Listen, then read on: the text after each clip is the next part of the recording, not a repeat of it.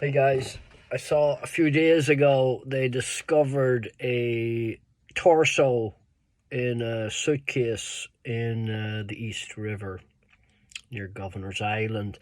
Uh, Someone had decapitated and removed the limbs of somebody, shoved them in a sleeping bag, shoved the torso in the sleeping bag, and threw it in the East River. And it made me think of Ruby Stein. One of the wildest stories I encountered, or one of the most revealing stories I encountered in researching the Westies and that period in the 1970s, was the story of Ruby Stein. This particular article, it was in the Daily News, I believe, 1977, and the title is "Torso Found in Bay is That of Mob Shark," which is quite a comic title. And the reason it was comic is that this was so common. This was the line that got me in this article. Chief Medical Examiner Dominic DeMallo, I think his name is, disclosed yesterday that his medical investigators are studying 7 or 8 male torsos found at various places around the city and its waterways in the last 3 months.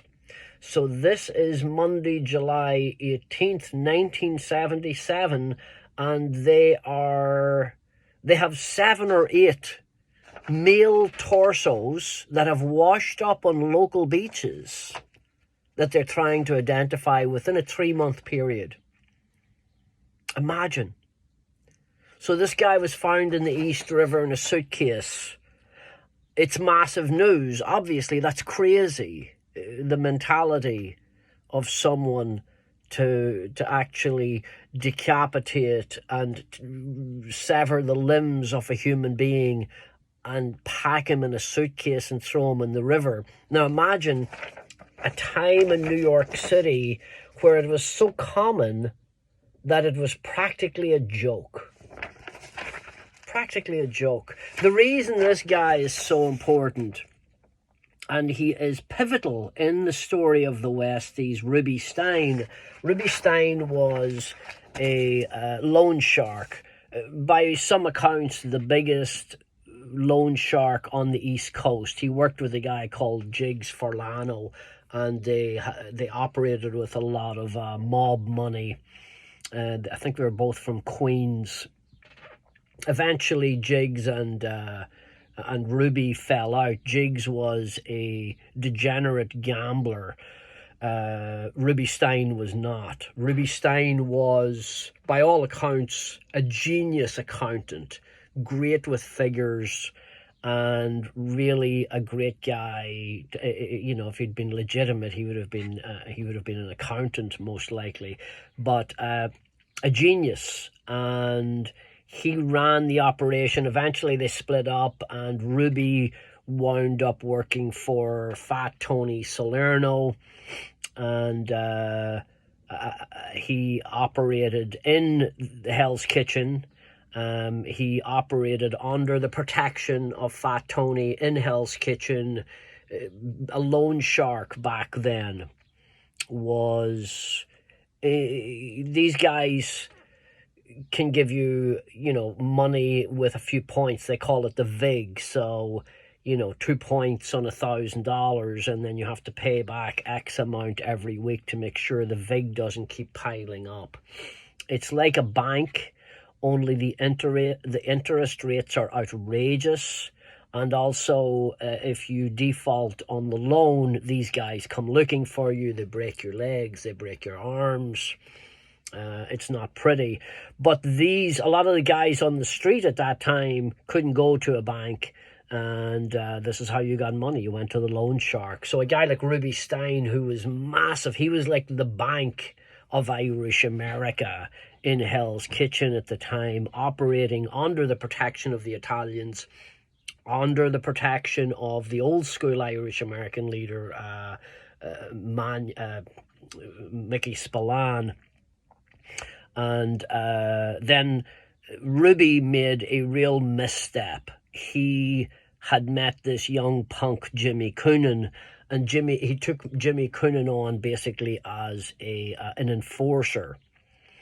And Ruby would send Jimmy Coonan out on collections. Jimmy was a dangerous dude, and people were more likely to pay when Jimmy showed up. But Ruby, in aligning himself with Jimmy, had also invited the devil into his lair, so to speak. Once Jimmy Coonan decided to make a move against the Italians, against Spillane, who was running Hell's Kitchen, Coonan decided he wanted it all for himself. He had his crew, his ragtag crew, who were being called in the press the Westies, Mickey Featherstone and the crew, and Comiskey. And Jimmy decided he would take invited Ruby down to his bar, the 596 Club on 43rd and 10th Avenue, got him in the door. It was in the morning. They closed the door. Once Ruby stepped inside, he knew that he'd made an enormous mistake. I think it was McElroy, perhaps, was it? Was it McElroy? Stepped out of the back room with a gun, shot Ruby Stein in the chest. And then Jimmy handed the gun around the room, and anybody who was there had to put a slug in Ruby Stein's torso. And then they cut him up. They dragged him in the bathroom in the back. They dragged him into the bathroom in the back of the bar. They chopped off his limbs, his head, and they tossed him in the East River.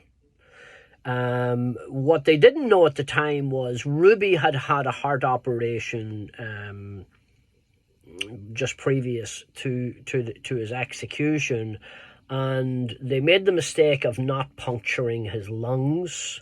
So the lungs inflated and the torso floated. Had the lungs been punctured, he would have been gone with the sharks.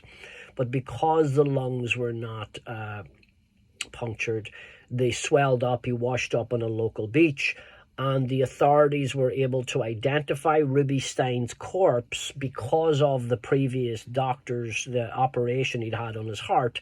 They could identify, obviously he'd gone missing, so they knew that they were looking for Ruby Stein, and this was proof that it was him, was the heart operation. But again, this is, and if you want to read the whole account, obviously it's all here. Basically, the murder of Ruby Stein is central to the Westies story because Jimmy Coonan makes his play for power by killing Ruby Stein.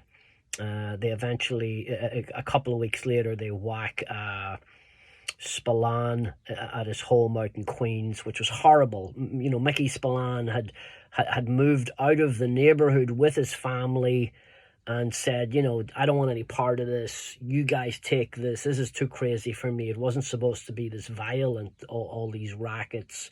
It was supposed to be a neighborhood thing. And just in the 70s, things just got really insane, very, very violent.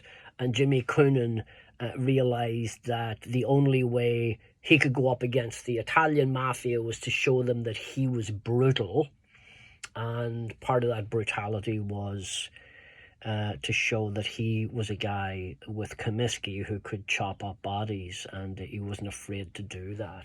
So that's sort of the story of Ruby Stein. I thought it was interesting when I heard about the guy washing up in the suitcase. Who is the guy in the suitcase?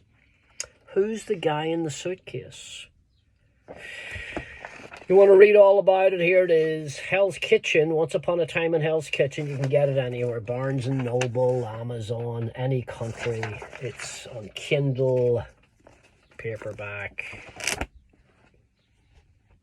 Bye. Have a great day.